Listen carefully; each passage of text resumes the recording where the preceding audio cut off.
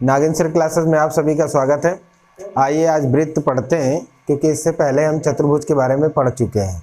तो वृत्त देखिए, वृत्त के बारे में थोड़ा बहुत वृत्त के बारे में पीछे शायद बताए भी थे पिछले वीडियो में, ठीक। इसके बाद फार्मूला इस पे देखेंगे। वृत्त देखिए, वृत्त के बारे में जान लीजिए, क्योंकि ये जो वृत्त है, जो आकार है वृत्त का, कौन सी प्रैक्टिकली में कौन सी वस्तुएं वृत्त के आकार की होती हैं। जैसे हो गया रिंग, हो गया चूड़ी, हो गया कड़ा, हो गया, ये सब क्या है, वृत्ताकार होता है, ठीक। ये सारी आकृति जो होगी वो वृत्ताकार होती है, हम जानते हैं। और वृत्त में दो परिधि, ये जो लाइन है, ये जो लाइन ऐसे खींची है, इसका नाम परिधि है। इसका नाम क्या है, परिधि है। इसका नाम क्या है, परिधि है, ठीक। ये है परिधि, इसका नाम है परिधि, ठीक है। अब किसी दो बिंदु से मिलाने वाली रेखा, परिधि के किसी दो बिंदु से मिलाने वाली रेखा को जीवा कहते हैं, ठीक। और केंद्र से होकर जाने वाली रेखा को, अगर केंद्र से होकर जा रही तो वो व्यास कहलाती है, ठीक। इससे पहले भी बता चुके हैं, इसका नाम व्यास है। और केंद्र से केवल परिधि को मिलाने वाली रेखा को जीवा कहते हैं। क्या है, इसका नाम जीवा है, ठीक है ना। वो सॉरी, त्रिज्या है, गलत, त्रिज्या। जीवा तो ये है, जीवा लिखा, जीव लिखा था, ये है त्रिज्या,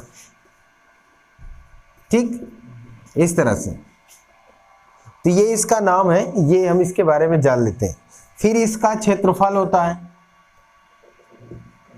वृत्त का क्षेत्रफल लिख देते हैं। वृत्त का क्षेत्रफल क्या है, पाई आर स्क्वायर है, ठीक। परिधि 2 पाई आर, ठीक। इसमें एक अर्धवृत्त, जो फार्मूला आ जाता है उसको भी हम सीख लेते हैं। अर्धवृत्त, अर्धवृत्त का परिमाप आर पाई प्लस 2, ये इसका फार्मूला है, ठीक है। ये है अर्धवृत्त, माने अगर फिगर उसका बनाए इस प्रकार, अगर आकृति बनाए, ठीक। मान लो कि अर्धवृत्त है, वैसे आकृति इतनी सही नहीं है, लेकिन आप मान लेना कि ये एक आकृति अर्धवृत्त का ही रूप ले रही है, ठीक। इसको अगर इससे मिला दें, ठीक, इससे मिल जाएगा तो ये अर्धवृत्त कहलाएगा। ये भी आर है और ये भी आर है, ये क्या है, पाई आर है, और ये पूरा मिल जाता है तो 2r ऐड हो जाता है, इसलिए r पाई प्लस 2 आ जाता है, ठीक। उसके बाद इसमें हम कुछ सवाल लिखते हैं। सवाल क्या, जरा लिखिए। अर्धवृत्त लिखिए, किसी वृत्त, सवाल लिखिए जल्दी से, फिर फार्मूला आप लोग लिख लीजिएगा, फार्मूला लिखा रहेगा।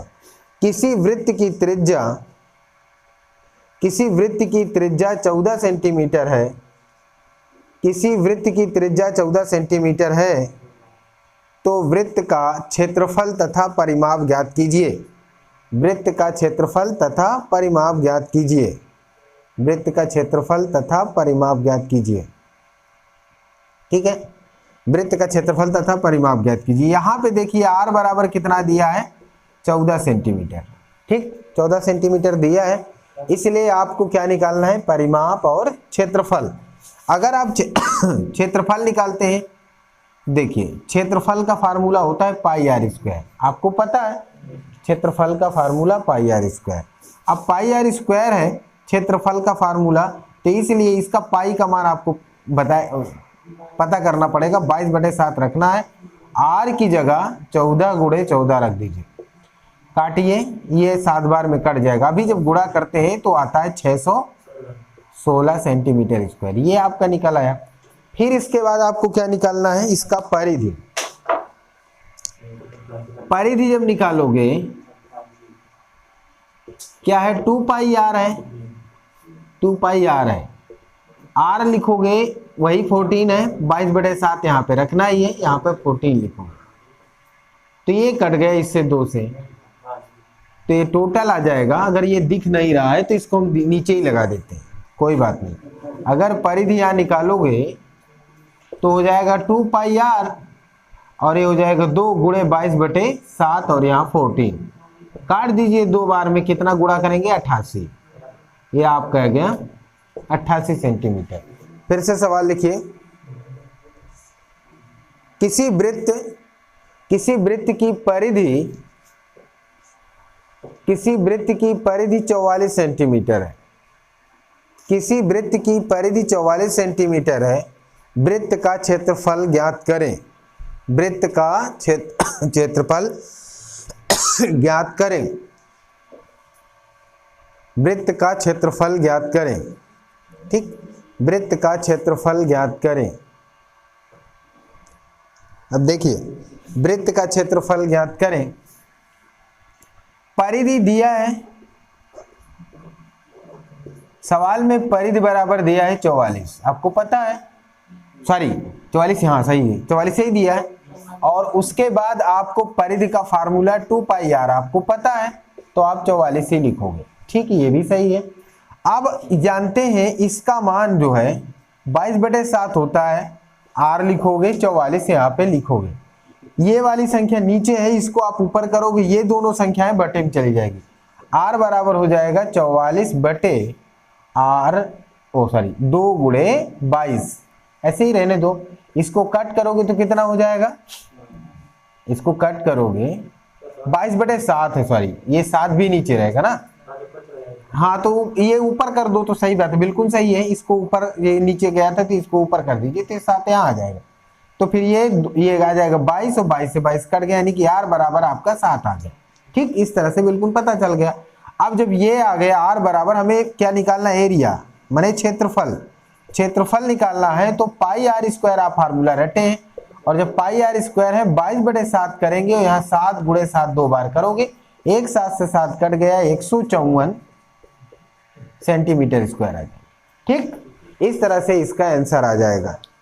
ठीक, ये बहुत इंपॉर्टेंट है, ये अगर थोड़ा से प्रैक्टिस कर लोगे तो आराम से इस टाइप के सवाल आ जाएंगे और आपके एग्जाम में आते हैं।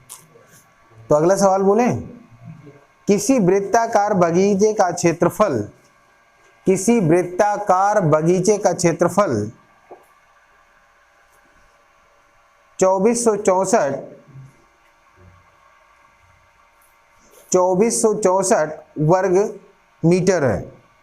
2464 वर्ग मीटर है। बगीचे के चारों तरफ तार लगाने में कितनी तार लगेगी? बगीचे के चारों तरफ तार लगाने में कितनी तार लगेगी? कितनी तार लगेगी? ठीक, क्षेत्रफल मतलब आप लोग समझते हैं,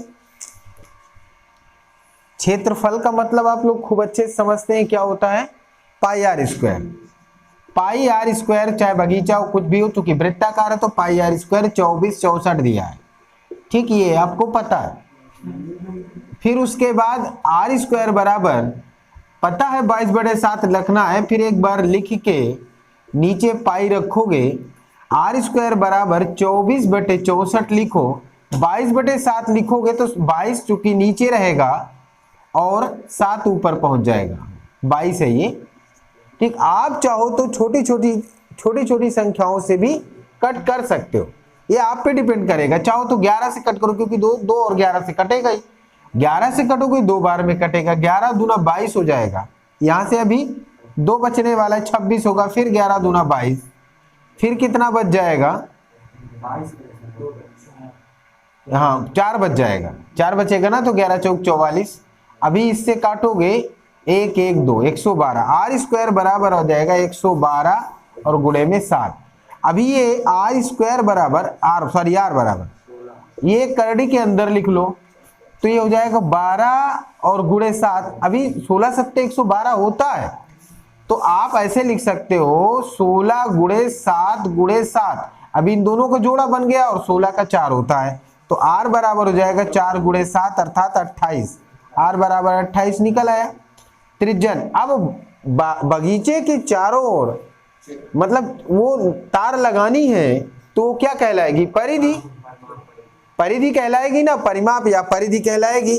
तो उसको आप परिधि निकालोगे तो उसको आप परिधि निकाल लीजिए। 2 पाई आर इसका फार्मूला है। तो इसका जब परिधि निकालोगे तो 2 गुणे 22/7 करोगे और यहाँ पे 28 रख दो, इसको काटोगे 4 बार में कट जाएगा। इसका गुणा कर दीजिए, 176 आ रहा है क्या? ठीक, 176 मीटर तार लगेगी, बगीचे के चारों तरफ बांध दी जाएगी। ठीक, ये है, इस तरह से इसको हम लगाते हैं। तो आपका क्षेत्रफल दिया है तो त्रिज्या निकाल के परिमाप, परिधि या परिमाप निकालना, परिमाप दिया है तो क्षेत्रफल निकालना, और त्रिज्या दिया है तो क्षेत्रफल और परिधि दोनों निकालना। इस टाइप्स के से आपको बताया गया है, मतलब इतने टाइप्स के बन सकते हैं प्रश्न, वो आप घूम घूम के इधर उधर से करके पढ़ लिए। और आपको सीख लेना है, मतलब जो आपके प्रैक्टिस सेट है उससे सीख डालिए, क्योंकि अब मिस ना होने पाए। जो पढ़ रहे हो उसको अच्छे से सीखते चलो, नहीं तो कोई गार्जियन आपके पूछेगा तो फिर दिक्कत होती है ना, जवाब नहीं दे पाते तो उसको सीख जरूर डालिएगा, डिलीट मत करना ये सब बात।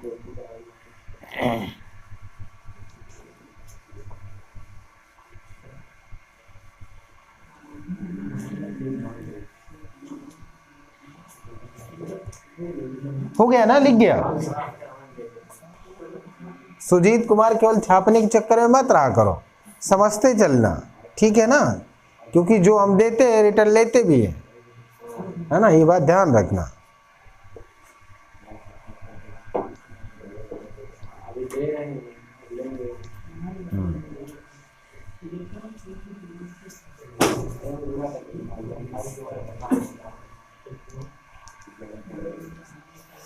ठीक है, ये हो गया।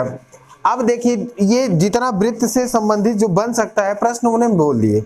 ठीक, एक सवाल और होता है, उसको आप लोग लिख लीजिए।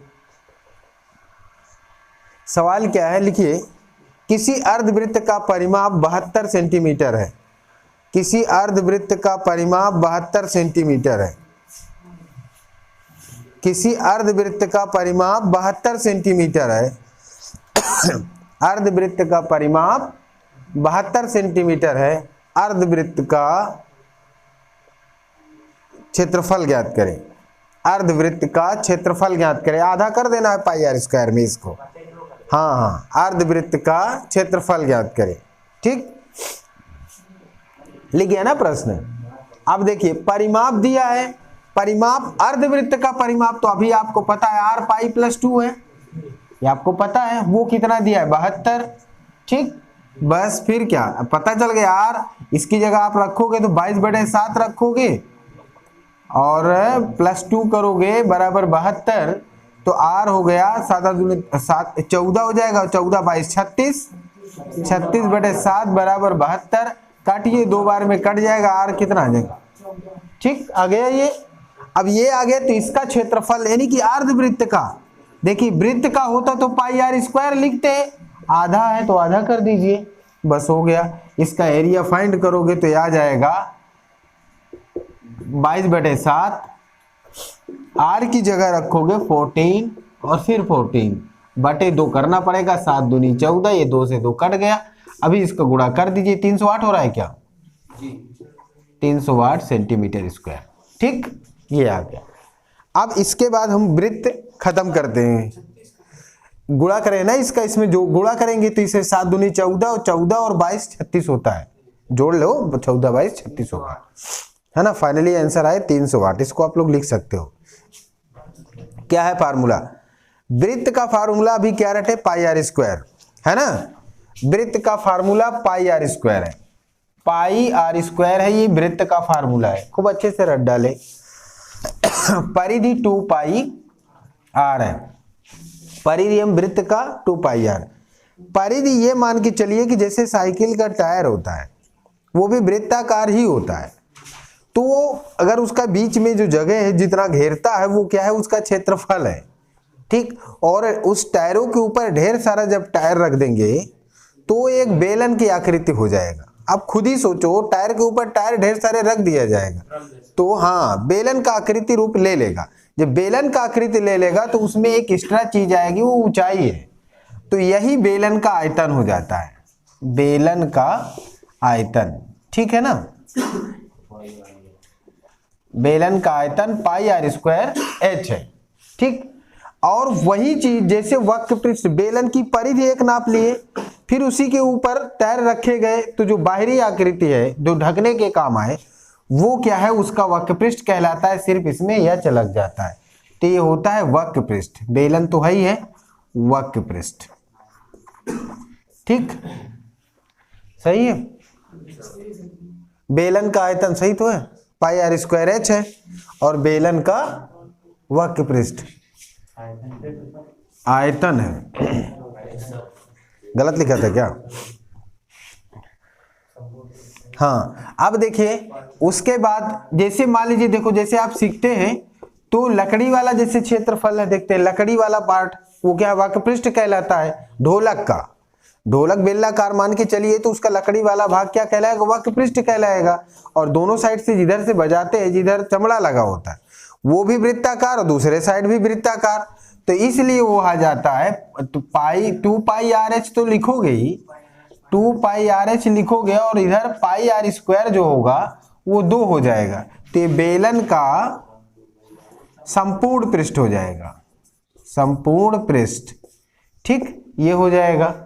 अब क्या हो जाएगा, 2 पाई आर कॉमन ले लेंगे तो एच प्लस आर, ज्यादातर बुकों में आपको इस टाइप से ही लिखा मिलेगा क्या, तो ऐसे हम कर सकते हैं।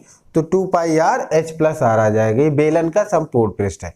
ये बेलन के लिए है, और आपके आर्मी में कई बार यह फार्मूला ही पूछ लेता है, बेलन का वक्र पृष्ठ, बेलन का आयतन, बेलन का संपूर्ण पृष्ठ। ठीक, तो इस तरह से हम यहाँ तक पढ़ते हैं, और इसके आगे जो पढ़ेंगे शंकु, गोला, घन, घनाभ। ठीक, एक वीडियो और बनेगा जिसमें आपको सारी की सारी चीजें मेंसुरेशन की खत्म हो जाएगी, और इसको आप लगातार पढ़ते रहिए, अपने ग्रुप में शेयर करते रहिए, और चैनल को ज़्यादा से ज़्यादा सब्सक्राइब कर लीजिए, लाइक करिए। Thank you very much.